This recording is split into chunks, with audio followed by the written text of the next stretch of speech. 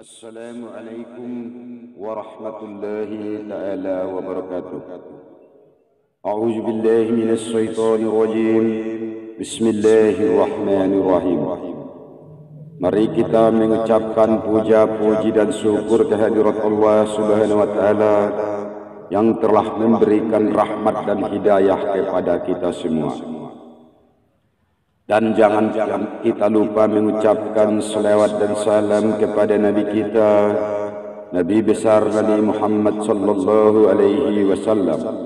Semoga sahabat kita tercurah ke beliau, ke Nabi kita Nabi besar Nabi Muhammad sallallahu alaihi wasallam, begitu pula kepada keluarganya dan para sahabatnya dan ke seluruh umat Islam sejak terjadinya umat Islam sampai alam akhir kelak nanti. A'udzu billahi minasy syaithanir rajim. Bismillahirrahmanirrahim. Rabbana zalamna anfusana wa illam taghfir lana wa tarhamna lanakuna minal khasirin.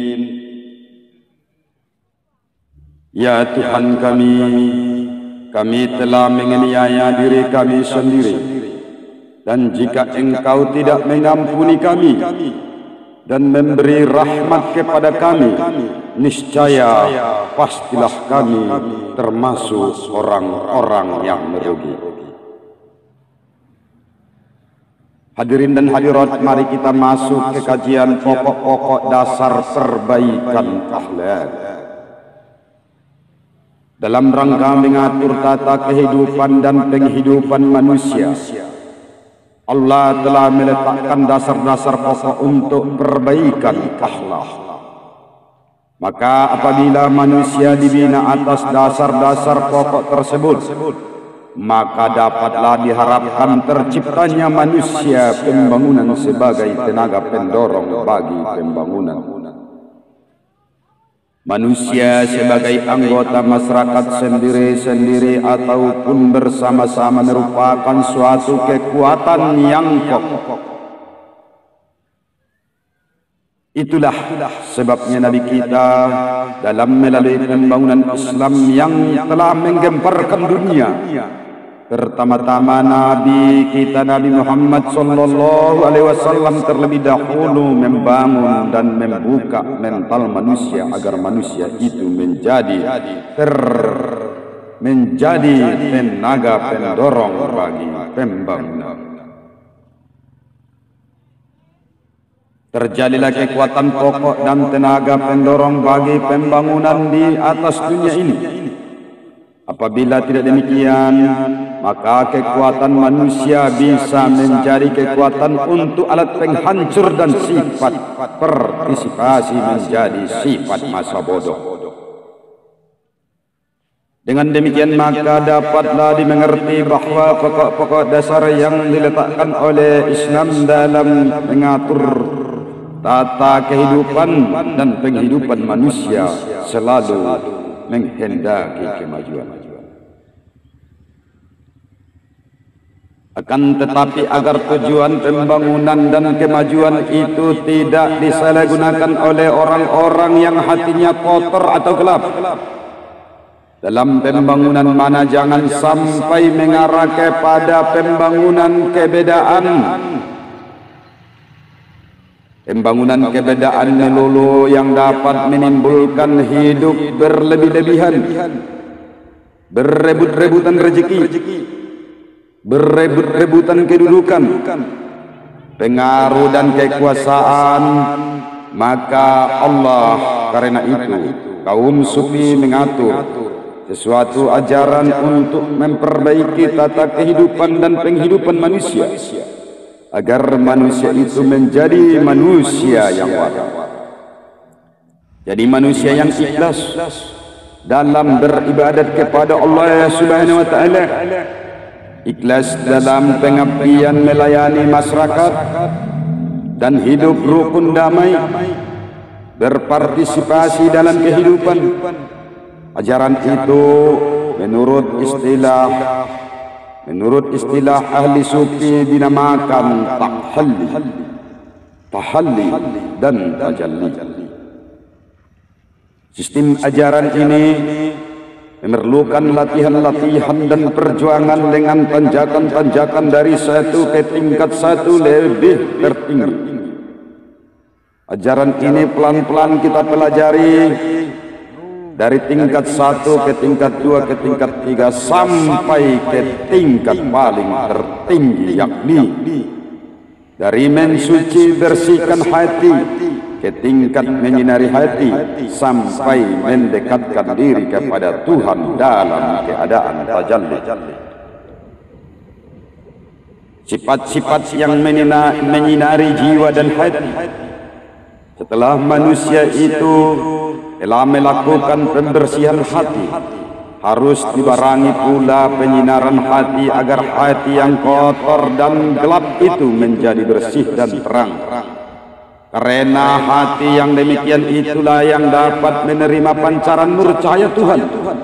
Sifat-sifat yang menyinari hati itu oleh kaum sufi dinamakan sifat-sifat yang terpuji. Menurut Al-Ghazali dalam kitabnya Kitab Arba'in fi Usul Fiqh, maka sifat-sifat yang terpuji itu antara lain ialah bertaubat, menyesali diri dari perbuatan yang tercela. Baru kita khauf atau yang dinamakan takwa, perasaan takut kepada Allah.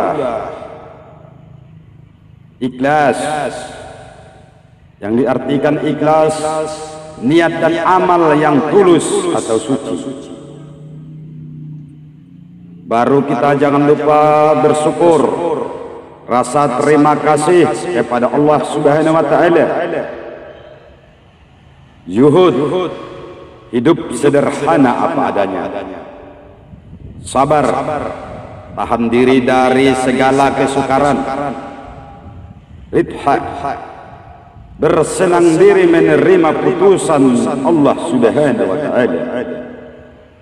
Tawakkul, menggantungkan diri nasib kepada Allah. Mahabbah, perasaan cinta kepada Allah semata-mata. Yang terakhir zikrul maut, selalu ingat akan mati.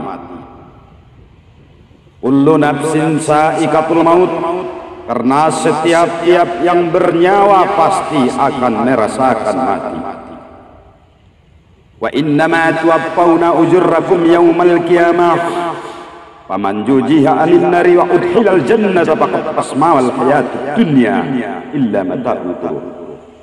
Hanya pada hari kiamat sajalah diberikan balasan kepada kita semua yang sempurna. Barang siapa yang dimasukkan ke dalam surga dan yang dijauhkan dari api neraka, maka masuklah kita manusia golongan yang beruntung. Maka apabila manusia telah menaungi dan mengisi hatinya setelah dibersihkan dengan sifat-sifat terpuji itu, maka hati manusia itu menjadilah cerah dan terang, dan hati itu dapat pula menerima cahaya dari sifat-sifat yang terpuji itu tadi. Hati yang belum dibersihkan tak akan dapat menerima cahaya dari sifat-sifat terpuji itu. Dalam pada ini manusia dapat menjelma menjadi manusia wara, manusia yang suci dan ikhlas hati dan niatnya dalam melakukan ibadat kepada Allah Subhanahu wa taala. Ikhlas dalam mengabdi melayani masyarakat tanpa ada uang semir, tanpa ada uang sogokan, tanpa ada uang pelicin. Ikhlas bekerja untuk kepentingan agama, bangsa dan negara, begitu pula bermasyarakat. Ikhlas berbuat baik, ikhlas memberikan pertolongan dan bantuan terhadap orang lain, ikhlas memelihara keluarga, ikhlas memelihara anak, ikhlas memelihara istri.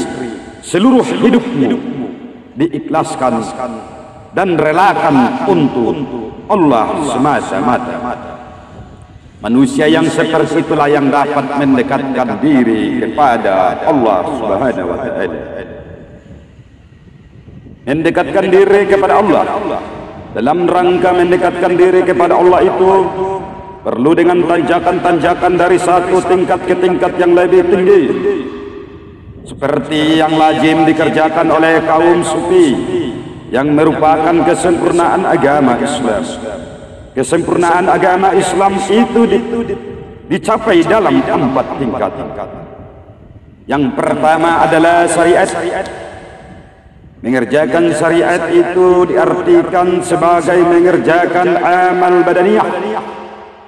Amal badaniyah kita daripada segala hukum-hukum salat, puasa pada bulan Ramadan, berzakat, dan naik haji ke Baitullah bagi orang-orang yang mampu. Tegasnya bahwa syarat dan syariat ini ialah peraturan-peraturan yang bersumber dari Al-Quranul Karim dan Sunnah.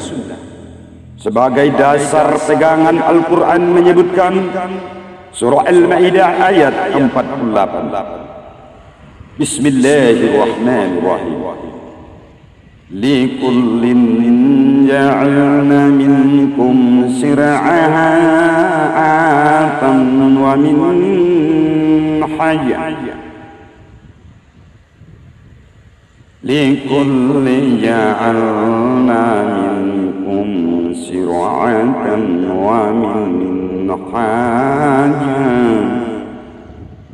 Yang maksudnya bahwa Allah menjadikan syariat untuk tiap-tiap umat dan jalan melaksanakannya.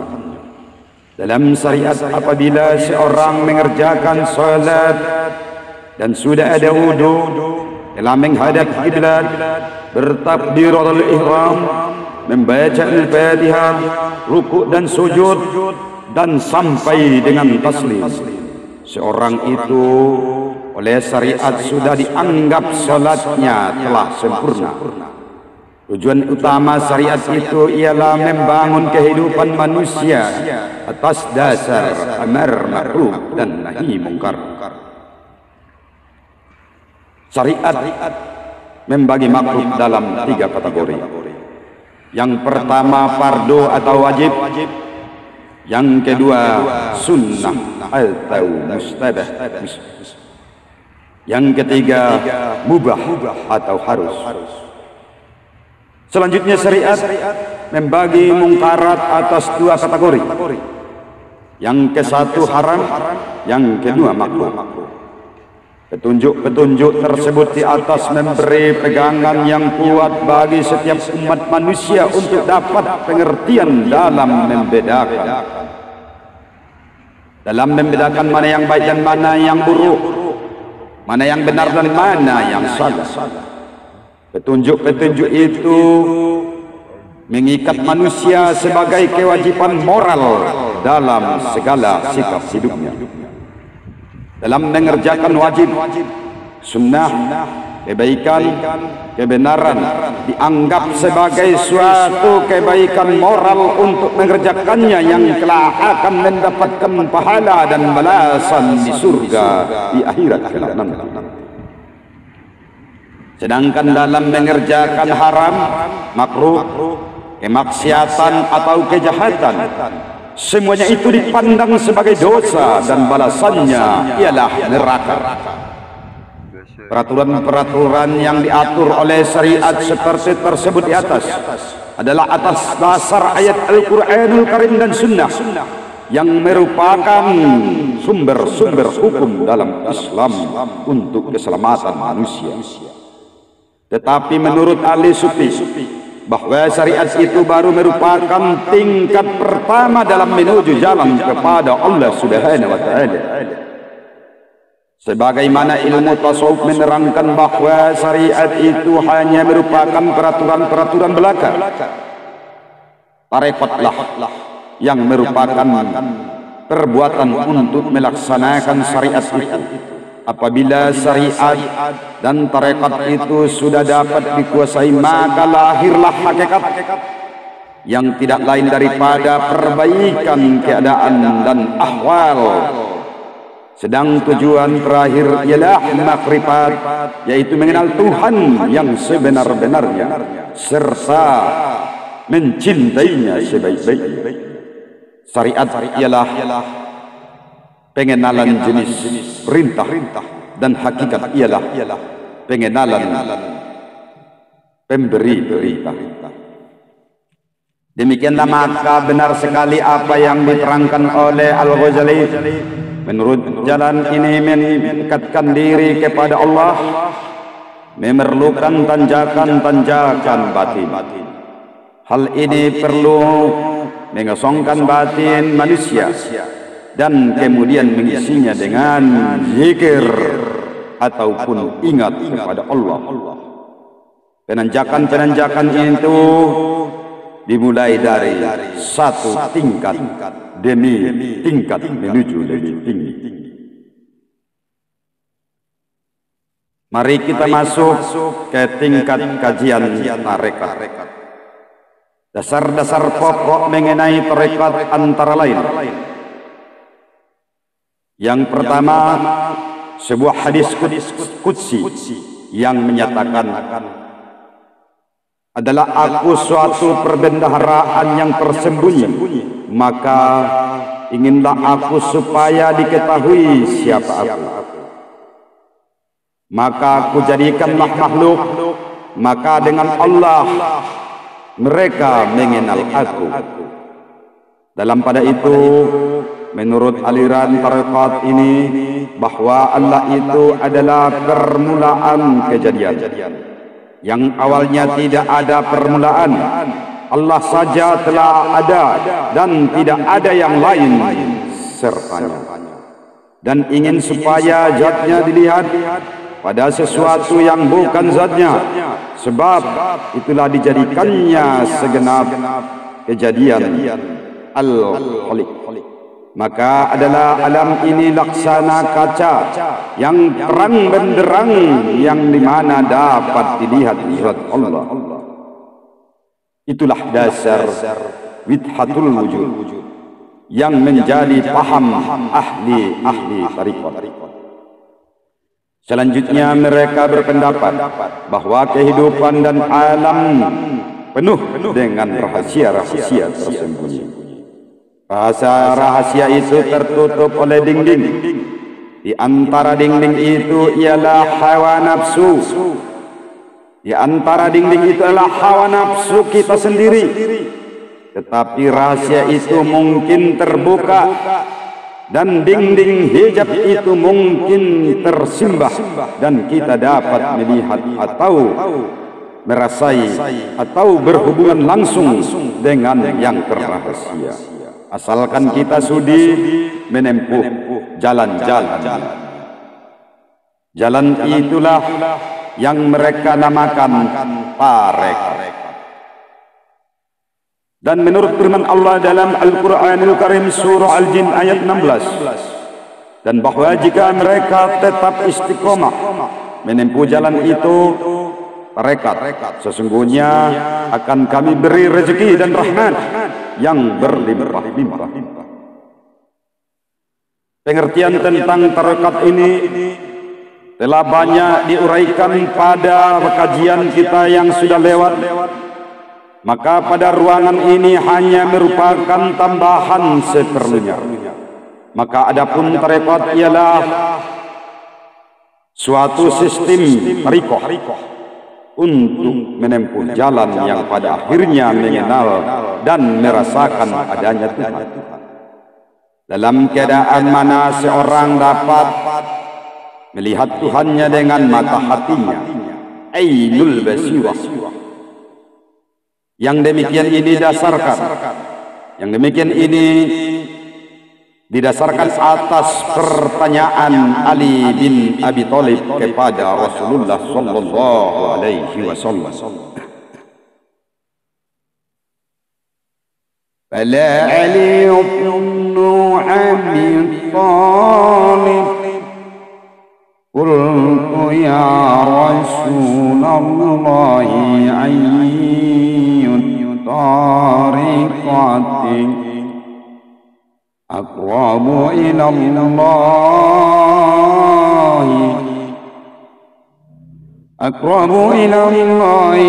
faqala Rasulullah.